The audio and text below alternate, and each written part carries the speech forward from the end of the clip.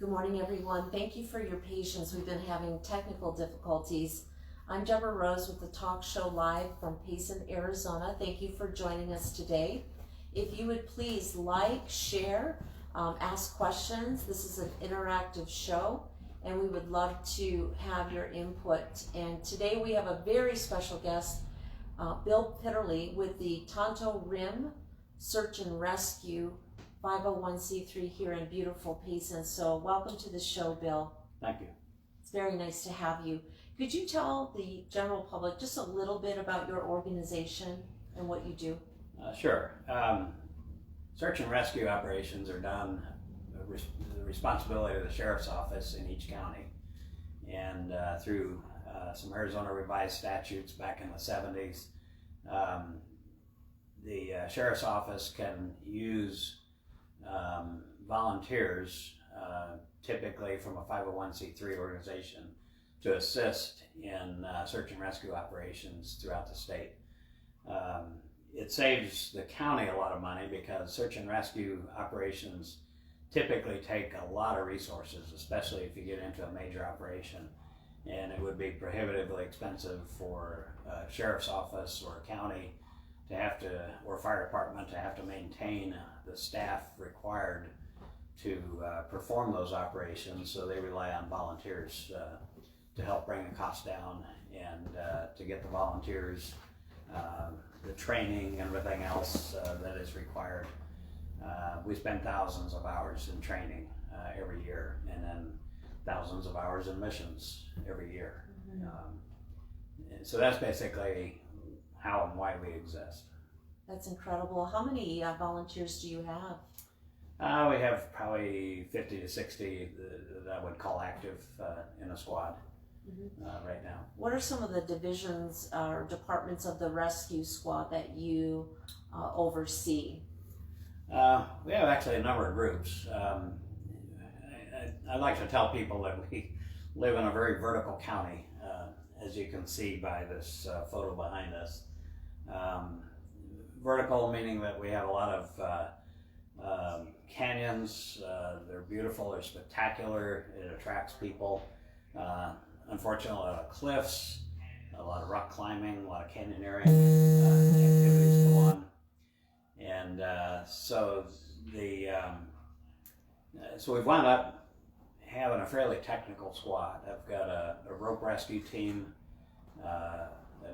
Just in the last year or so have created a canyoneering team. I have a dive team. It has been called to a number of places throughout the state. Swiftwater team. Believe it or not, in dry Arizona, we have a lot of swiftwater rescues. It's a very special skill and ability that people need to have to be able to perform swiftwater rescues. Several of us are trained to rappel out of helicopters and do what we call short hauls to get someone out of some location that would be very, very difficult to extract otherwise. And when I go through the numbers every year, probably 30% of my rescues are technical in some aspects. We have to get a rope out. We have to hook carabiners up. We have to, get a helicopter involved. And so it's a fairly technical county for search and rescue operations. And I've got a great team that does a lot of training to keep their skills up in all those aspects. I even saw on your website, which is trsar.org, that you have advanced tracking classes and a team that does the advanced tracking, and you also use K9 to help you with that, correct? Yes, we have a couple of different K9 teams. We have scent tracking K9s, and then we have area search K9s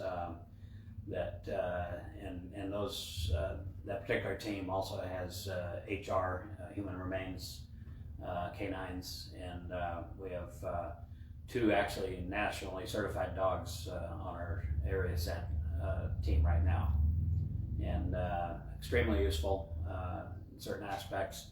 The trailing dogs, a lot of times they can give us a sense of direction so that we can send searchers and have an idea where to send searchers and where to focus. We've used that quite a few times.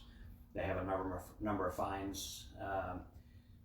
Basically a find is if I have a scent trailing dog heading out in a field and a helicopter happens to show up and the helicopter happens to find that person out beyond where the dog is, that's a find, and that has happened several times with our dogs.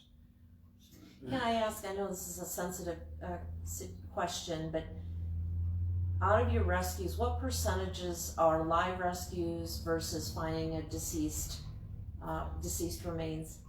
Fortunately, probably the vast majority are live, but there are cases where the subject is deceased when we locate them, and it's hard to deal with sometimes. But what I tell my people is someone has to bring them home, and that's our job. We have to give closure for the family, and in a lot of cases, the people are very grateful for that when we do that. But it's hard to deal with sometimes. I know. Do you have any kind of support that comes from the community when you're dealing with like post-traumatic syndrome? I mean, does someone support you afterward? Yeah, the sheriff's office has that function available to us when we deal with something like that. Yes. So I'm also curious to know, when people are in these canyons, or say they get stuck at the bottom of Fossil Creek, by the way, you just did a rescue, I understand, under the full moon at the bottom of Fossil Creek, correct? How do you do that in the middle of the night? Tuesday night, we got a call around, I think it was around 7 o'clock, 6 o'clock, 7 o'clock. There was an ankle injury all the way at the bottom, all the way to the toilet bowl, which is probably 4.5 miles or so. We actually spent a fair amount of time trying to decide, do we go in by the flume road or do we go in from the top? And there's it's pluses and minuses to both, and we decided to go in from the top because I did have a horse available, and if the subject was able to ride out, that would have been easier for us. But we still had to take the litter all the way down, all the way to the toilet bowl, and then all the way back up, because there's a couple of spots where we were not sure whether the horse could actually make it to where the subject was, and that was the case, and we had to get her out to where the horse where she could ride. Mm-hmm. And got home around 2 in the morning from that one, from 7 o'clock at night. And you do all this for free. Isn't that amazing? Well, you have a bunch of pins on your collar. What are those? Each one of these represents 100 missions. I'm wearing 5 of these now. So I've done over 500 missions since I joined the squad in 2001, and a lot of stories behind these. Yeah. Where's the area? What are the top 2 areas where you do the most rescues? Fossil is obviously the busiest, and what people need to understand with Fossil Creek is people come up from the valley and it's cooler up here, it's higher elevation, we think, but you have to understand that the trail out of Fossil Creek, we don't care about the trail going in, that's easy, but it's the same trail coming out, and it faces southwest, and it's a furnace on a hot afternoon day. I've actually measured 108 degrees in there at the bottom on that trail, so it can get quite hot down there. It's about 1,500 feet or 1,600 feet elevation gain, and there is not a lot of shade on that trail, so what happens is people just get overheated. And what they need to understand is, you get hot, you really need to stop and just cool down for a while. You're coming out of there and you're running low on water, or you're feeling hot, or maybe even ill. A lot of people get sick on their way out because of lack of dehydration or whatever. You need to stop and cool it down. Your plans changed. You're probably not going to make it to dinner to the trailhead at the time that you thought you're going to make. But what you should do is stop, cool down, let your body recover a bit, and then proceed. When you find shade, stop and cool down. For me to come in there and rescue someone that is basically just hot and tired, I don't have any magical solutions. I don't have strings of horses that can go down and pull people out. It's 2 hours for me to get to you. I have to do a call out, we have to get our gear together. It's 30-40 minutes to drive there, and then it's another hour down the trail. And sometimes, a lot of times, if people just stop and rest and then make their way up slowly and stay within what their body can tolerate, they can walk out on their own and save us some rescues. A lot of grief, yeah. So tell the general public what they need to do if they're heading into Fossil Creek, one of the most underestimated and problematic trails in Gila County. Yeah, it's water is a huge thing. It is a hot trail coming out, and I've been overheated on that trail coming out of it. You need water for two things. One, you need to drink it. A lot of times it can help if you just pour it on your head. Get some of that cooling. Wear something that you can wet, and there's water down there just before you leave. Get a one of these cooling things that they sell at various stores. Get it wet. And, go to Big Five Sporting Goods. It's like a neck cooler. Yeah. Get those and get it wet before you leave the water, and then try and keep yourself cool. That's really the biggest problem that people have. And then carry some food, and then carry more water than you think that you might need. It just cannot overstate how important water is to come out of the Fossil Creek on a hot day. What about footwear? I understand a lot of people wear the wrong shoes, flip-flops or dress shoes. Yeah, it's, you think you're going down to the water to play on the beach or whatever, and it's a steep, rocky trail coming out of there. And so you need appropriate footwear. Even if you have something to wear in the water, have something else that you can wear that can withstand the trail, because you're talking 3 to 4 miles and 1,600 feet of elevation gain, a lot of rocks, a lot of slippage. Just be careful of foot placement. We get a lot of ankle injuries and knee injuries in there that we have to carry out. Talk about cell phone coverage too. You don't want to hike alone, because here most cell phone signals will not work in a deep canyon. So you have to hike with other people to be able to send somebody out, and they can call who do they call? They don't call you guys direct, do they? No, the sheriff's office, your best bet is call 911. Because 911, the service here in Gila County, will actually give the sheriff's office coordinates of your phone. So that is the absolute best thing that we can get, is your actual coordinates of where you are when you make that 911 call, because we can do a whole lot more and better planning if we know exactly where the person is that we need to go after. Mm-hmm. So 911 is the best bet. So how many rescues do you average a year, Bill? We've been probably 50 to 80 is our typical year now. Used to be quite a bit less, but I've had to change my number. It used to be 20 to 50, but I've had to change my number when people ask that. We're pushing 50 to 80 now per year. Is that because more people are visiting our area, you think? Yeah. So you need more volunteers. Can you speak to the people out there who love adventure, who have some background experience that might be very valuable to you, and how they can maybe join your team? Yeah, it's enthusiasm, of course, is the biggest thing. Having some knowledge of outdoors, the ability to deal with what we deal with.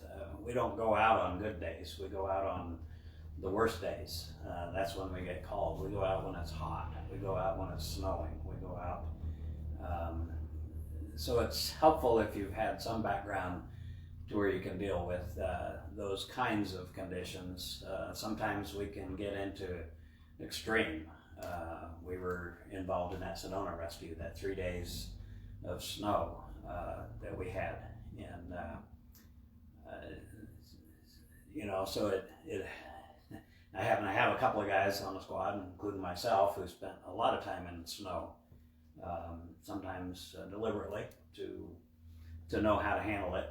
And so your experience in the outdoors is a big thing. If you have that, I can probably use you. And of course, being able to deal with the heat, because like I say, we get called on good days, we get called on bad days. It's almost like we have such a high veteran community in this area, and I want to take a moment to thank all the veterans for sacrificing for the good of this country since it's Memorial Day weekend. Thank you for your service, veterans. It almost seems like this is a perfect venue for them to enter, to help the community, to keep active, to do some exciting yet very dangerous things too. It sounds like you guys put your life on the line quite a bit, so thank you for your courage and bravery too. But can you talk to that? I mean, the vast majority of your volunteers are whom? Are they in the medical field? Are they retired veterans? Or I have some veterans on the squad. I do have some medical experience people on the squad. Actually even have a couple of physicians. One's a former, but they're extremely, extremely valuable when we get to someone who is injured, and being able to help the rest of us get the person in a shape to be littered out or carried out or whatever. But the majority of my squad is people that just are enthusiastic about the outdoors, have spent some time in the outdoors, and can handle themselves in the outdoors, and that's what's important. We do a lot of our own in-house training. I have an outstanding rope rescue team. They train 1 to 2 times a month. Lately is what they've been doing, and we use them. We use them a lot. We were in Salome Canyon a couple of weeks ago, pulling some people out of the bottom of Salome. Salome is one of those canyoneering canyons. You rappel in and you pull your ropes, and you rappel and you pull your ropes, and a couple of people got stuck. We went in there at 9 o'clock at night.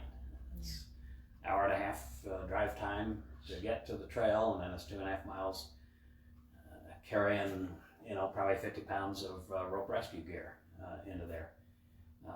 Performed the rescue and hiked out and got home, probably 3:30, 4:30, 4 in the morning. But I have some great guys that are very, very capable of doing that, and we do the training to get them to that point where they can do that.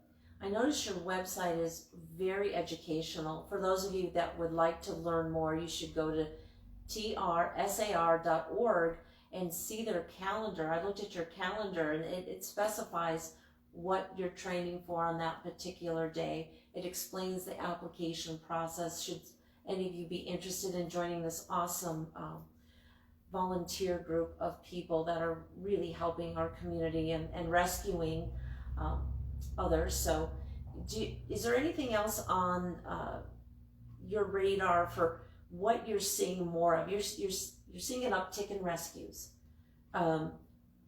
What is needed? What does the public need more of, in your humble opinion, to protect themselves and their loved ones when they plan to come up here and do some hiking? A big thing is to at least have a little preparation for the unexpected. Like I say, sometimes you go down in a fossil, you get into one of these canyons or whatever, and it's taken a lot longer to get out than you thought. I can't help you get out faster necessarily. Your plans changed, and you need to understand that you need to make adjustments in what you thought you were going to do the rest of that day, and just calm down and work out your plan. And sometimes those unexpected things require maybe a flashlight, a headlamp or something. That's one of the things that we get into, is someone is willing to hike out because they realize their plans change, but they don't have lights. We're happy to go down and bring extra headlamps. We always have extras because we often run into this with, not just with a rescue of someone who's injured, but the group that they're with. They got delayed and they don't have headlamps to get out with. So we usually carry extras. I have probably 2 or 3 with me all the time. And, so it's those kinds of things that you should think about. Common sense, like maybe a little first aid kit too. First aid kit, some emergency. When we went into Fossil on Tuesday night, partway down, we ran into someone who had nailed his ankle with a piece of metal while he was swimming. It was still bleeding when he was hiking out, and we had pulled out our first aid kit and patched him up while we were on the way down to the female with the ankle injury clear at the bottom. So we run into those things too. So yeah, that's a perfect example. It doesn't take a huge kit to be able to deal with a delay. Of course, we always travel typically with an overnight kit, just in case we're stuck out overnight, and that has happened quite a few times. We call it our 24-hour pack, where we'll be on a mission and then something else will come up. Maybe another mission is, happens back to back. Yeah. While we're down there, I've had 4 in one day in Fossil Creek. So sometimes it's, we get the radio call from command, why don't you hunker down? So then you start going through your pack and you see what kind of 24-hour gear you have or maybe forgot on that trip or whatever.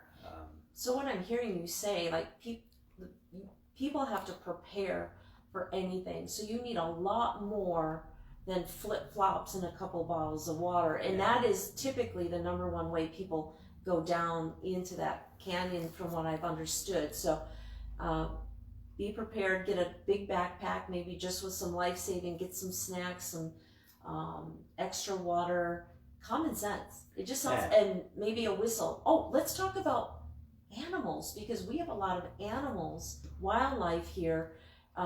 Do people need like a bear spray or anything like that to fend off? Have you seen any wildlife attacks?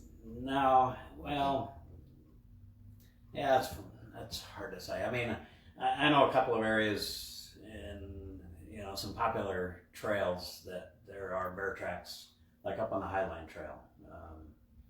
There's almost always bear tracks up there.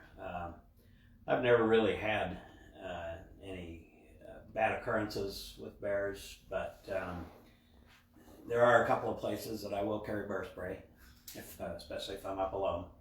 If you're with people, they typically keep a wide circle from you. There's places where there's bears, cats, and I've seen a lot of tracks up there. I've actually seen both cats and bears on these trails around here. But especially if you're gonna be alone or something out there, bear spray would be something to consider carrying. So, Deborah, I got one question. So, Discover Gila County's marketing message is explore the wild, and I think you would agree we live in a county that's very wild. yes. So, obviously, we've talked about going down into Fossil Creek, but we also have ATVers, we have hikers that love to get out into these wide open spaces that are very, excluded from the public, Right. and they become disoriented or lost. Right. And some of the questions that I've heard is, what should I do if I get lost? I don't have my cell phone. I can't call anybody. What should I do in that situation? Well, that's a tough one if you don't have a phone or the battery's died or whatever. I always take one of those little chargers for my phone, because we can be out on a mission so long that my phone dies. And I'm helpless. Well, I wouldn't say helpless. I can read maps and stuff, but maps are a good thing to have. Knowing how to use them is a good thing to have. Compass is a good thing to have. Back when I started hiking, there wasn't cell phones with maps on them. So you had to, navigate based on terrain features and things like that. So you should have a pretty good idea of where you're going, and a lot of times you can get an idea what it looks like by looking at Google Earth or something like that before you even go. And isn't it important to probably, I think Deborah said this, make sure you tell somebody where you're going, right? Yes. So if you don't have cell service and you are lost, should you stay put or should you try to find your way out? Well, especially if you told someone where you're going, because that's what we're going to rely on. I've been out alone, and I've been on a trail, and it's like, oh Lordy, I'm a long ways away from my truck, and here's a shortcut. And I deliberately did not take the shortcut because that's not what I said I was going to do. So in case something happened on that shortcut, there would be a long time getting to it. So yeah, tell someone where you're going, when you expect to be back, so that someone can make a proper notification and give us, all the help that we can get. Searches, when you go out and you do a hasty and you just find absolutely nothing, and then you spend another day doing that. Sometimes it feels like an alien spaceship came down and picked a person up. And we feel like that sometimes. It's like, where can this guy be? I've tried all the things that I would have expected someone this age, this condition, the shape, or whatever to do. And they surprised me sometimes. We look for a gentleman who was upper 60s or whatever, and he went probably 5-6 miles beyond or the furthest point that we thought that he could go, based on what people said his condition was. So they surprise us. Kids are amazing in the ground that they can cover. So you really have to start factoring those things in, because every hour that you're spending searching, they've moved another hour possibly out of your search area. So what you're saying, and what Cameron has said very well, is, first off, people need to respect the wild. You can explore it, but you have to be very cautious, be very prepared, and if you need to get rescued, you need to help these guys out, because they're doing the rescue for free.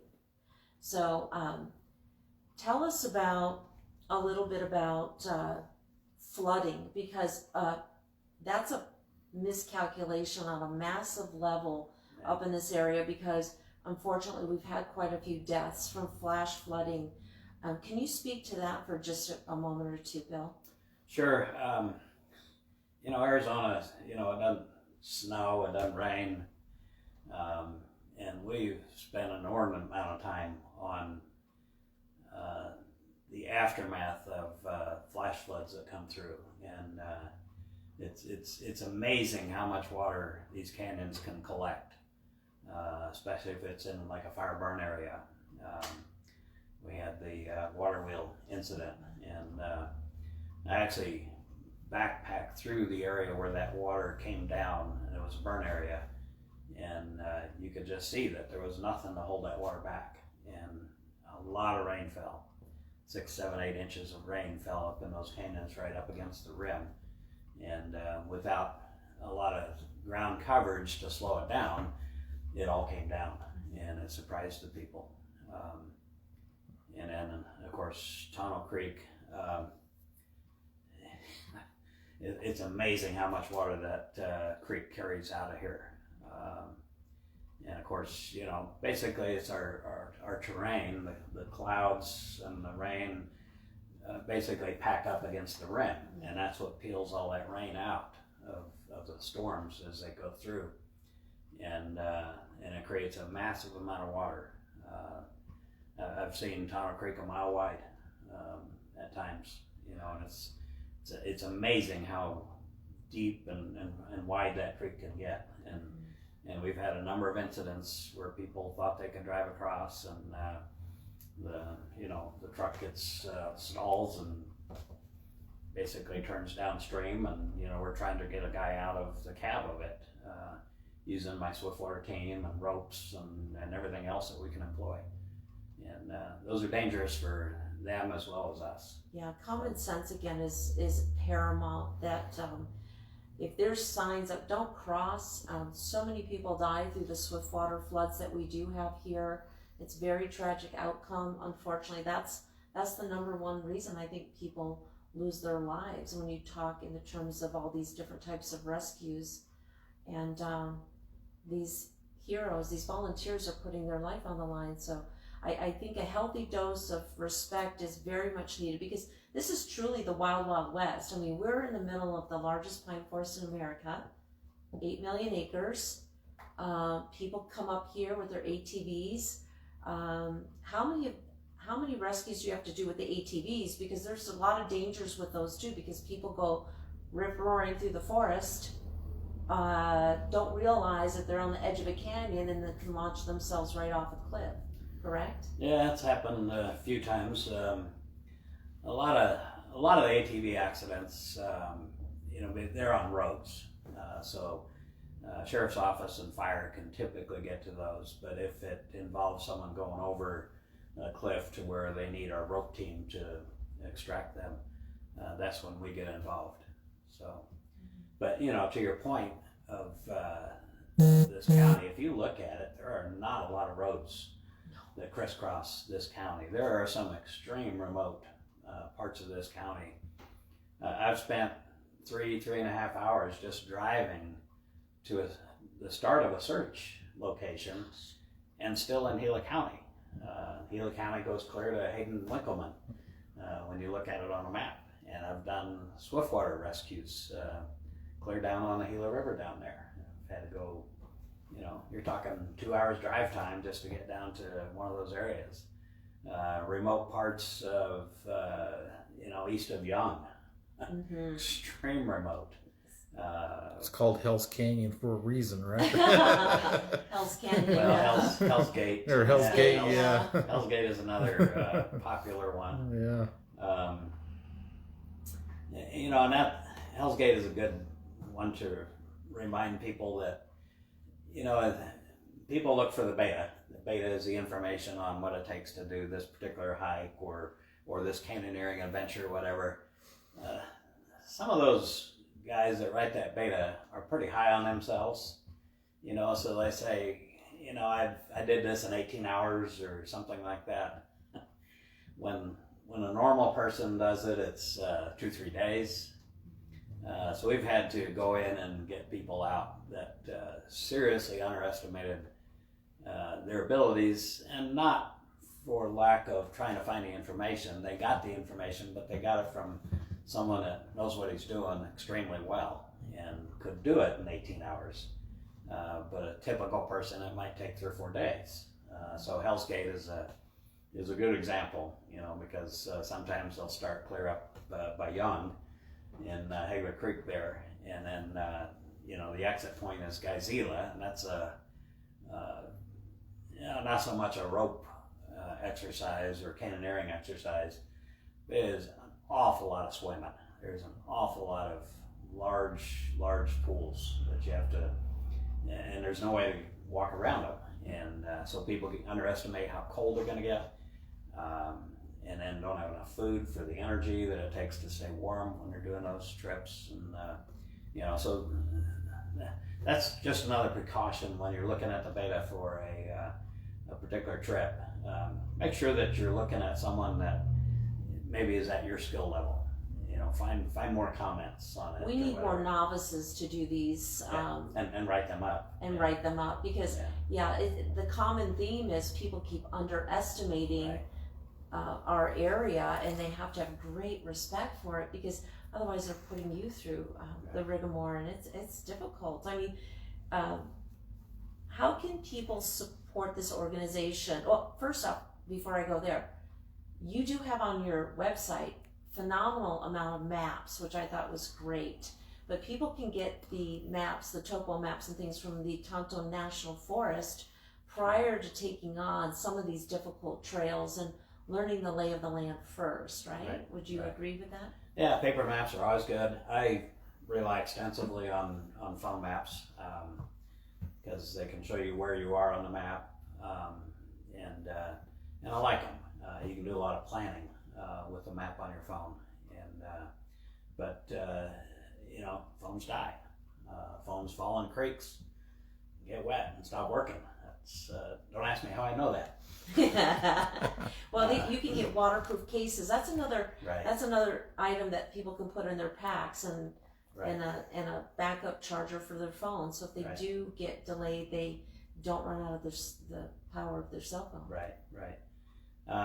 But yeah, learn how to read the maps. And take a paper map when you go back into some place you've never been before, so that you can, read terrain features and figure out where you are and get yourself out. So very good. If you'd like to support the Tunnel Room Search and Rescue, either by volunteering, you can visit their website at trsar.org. There's also a donation button where you can donate finances, because I'm sure the equipment wears out, and as you get more volunteers, you're going to need more equipment, and by the sounds of it, more and more the rescues are increasing exponentially, so you're going to need equipment and volunteers to carry through into this year. Are you ahead of schedule in terms of rescues this year, Bill? yeah, we're running way ahead of our record year. We're at 43 missions so far this year, and that's probably 10 ahead of our worst year back in 2019 before Memorial Day. It's a lot of missions, but speaking of the gear, that you mentioned, pretty pricey. We have gotten to where we want to use the best, and I probably spent $50,000 last year alone on gear, trying to get a canyoneering team up and running, and then replacing some of the rope rescue equipment, and of course trailers to haul it, and packs and things like that. So it's a fairly expensive proposition, but our safety is paramount, and so we try to buy the right gear to do the job that we need to do, and it can get very expensive. So, is there any grant money out there for people who are doing this kind of work? It seems like we're a small county. There's always a lack of resources. Are there grant monies available? Do you have a grant writer? Well, I probably do most of that, but we typically fundraise. A donation letter, a request letter goes out. This community is huge for that. It's a tiny community. I mean, I don't have the resources of a Tucson, Arizona, or a Phoenix, Arizona, or a Flagstaff even for the money that we get. But this community has just been outstanding, and we typically do not get funding from government sources or the county or anything. But there was a big exception. We have this because of our county. We have a terrible communications issue when we get in some of these remote places, and just this past week, the County Board of Supervisors granted me a new communication system, which was, I could not afford that, from my squad. And I have been wanting this for probably a year now. And well, let's take it to the Board of Supervisors and see if we can do something with this. And they granted me the whole thing because its importance to what we do is so huge that it affects them also, and they can see how that would return to them. Well, congratulations, and thank you to the Gila County Board of Supervisors for doing that. I think they need to invest in the work that you're doing, since you're laying down your life for others, and I just can't thank you enough. I've learned so much from you, and I hope this information has been extremely valuable to you. So be sure to share this show with your friends, direct people to discovergilacounty.com, Cameron Davis behind the camera with Razor Thin Media. Thank you, Cameron. He created discovergilacounty.com, and I'm sure he's going to make some changes based on some of the information that we've gleaned from you today, Bill. I think just getting this information out on that channel is huge. And sharing it. So. And if you're listening in the general public, please respect the West. This is a very dangerous place to explore. It's a beautiful place to explore, but make sure you're prepared and ready for anything. I want to thank you for joining us today. You can visit my website at paceandazproperties.com. The talk show will also be archived there under the talk show. Thank you for joining us, and have a wonderful Memorial Day weekend. And God bless our veterans, and God bless America.